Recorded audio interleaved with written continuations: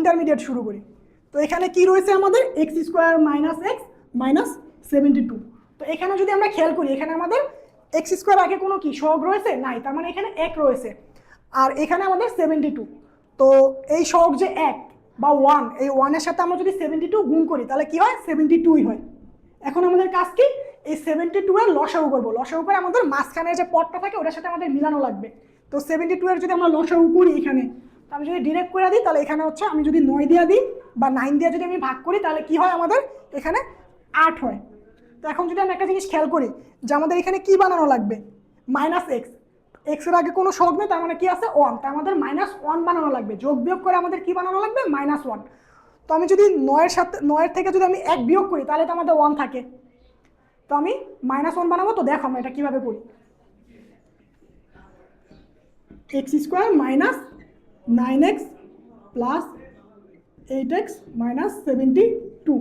তো এটা লেখার কারণ হচ্ছে কি, আমাদের -1 বানানো লাগবে। তো আমরা সবাই জানি আমরা যদি 9 থেকে 8 বিয়োগ করি সেক্ষেত্রে আমাদের থাকে হচ্ছে 1। এখানে যদি আমরা খেয়াল করি এখানে আমাদের রয়েছে -9x আর এখানে রয়েছে আমাদের +8x। তো -9 + 8, তো মাইনাসে প্লাসে মূলত হয় মাইনাস, তার মানে আমাদের কি করা লাগবে, বিয়োগ করা লাগবে। যে এইভাবে যে আমাদের -9 + 8, তো মাইনাসে প্লাসে মূলত মাইনাস হয়, মাইনাস হয়েছে দেখে আমরা কি করব, বিয়োগ করব। তো 9 থেকে 8 চলে গেলে থাকে আমাদের 1, আর বড়টার আগে যেই চিহ্ন থাকে ওই চিহ্ন বসে। এখানে বড় হচ্ছে 9, তো 9 এর আগে যেহেতু মাইনাস, তো আমরা এখানে মাইনাস বসাবো। তো আমাদের কি থাকে, -1, আমাদের থাকে হচ্ছে কি -1। তো এখানে -x দ্বারা বুঝাইছে আমাদের -1 বানানো লাগবে। বা আমরা যদি এইভাবে খেয়াল করি যে 9x থেকে 8x যদি চলে যায় তাহলে থাকে আমাদের 1x, আর 1xটা কি হবে, মাইনাস, কারণ আমাদের এখানে কি বড় যেটা -9x, এটার আগে কি রয়েছে, আমাদের মাইনাস রয়েছে এজন্য। তো এখন আমাদের এখানে 4টা পদ হয়ে গেছে। তো 4টা পদ হলে কি করে, আমাদের কমন নেওয়া লাগে। তো আমরা 2টা পদ করে কমন নিব। তো এখানে কি কমন আছে বা কমন কি নেওয়া যায়, যেমন এখানে এক্স স্কোয়ার রয়েছে, এখানে কি আছে, এক্স আছে। তো এই দুটো তো একই জিনিস। তো একই রকম যদি হয় তাহলে আমাদের মূলত যেটা ছোট ওইটা কমন নেওয়া লাগে। তো এখানে ছোট কোনটা, এক্স। তো আমরা এক্স কমন নিলাম। কমন নেওয়া মানে কি, ভাগ দেয়া। তো এক্স স্কোয়ারের সাথে এক্স ভাগ যাবে। তো এক্স স্কোয়ারের সাথে যদি এক্স ভাগ যায় তাহলে কি হয়, এক্স হয়। তো আমরা এখানে লিখবো এক্স, এই মাইনাস এক্স দিয়ে আমি এখন 9x কে ভাগ করব। তো এক্স এর সাথে এক্স কাটা থাকে কি 9। তো এটা শেষ। এখন আমরা কি কমন নিব, এইখানে যদি খেয়াল করি এখন আমরা এই দুটা পদের মধ্যে কমন নিব।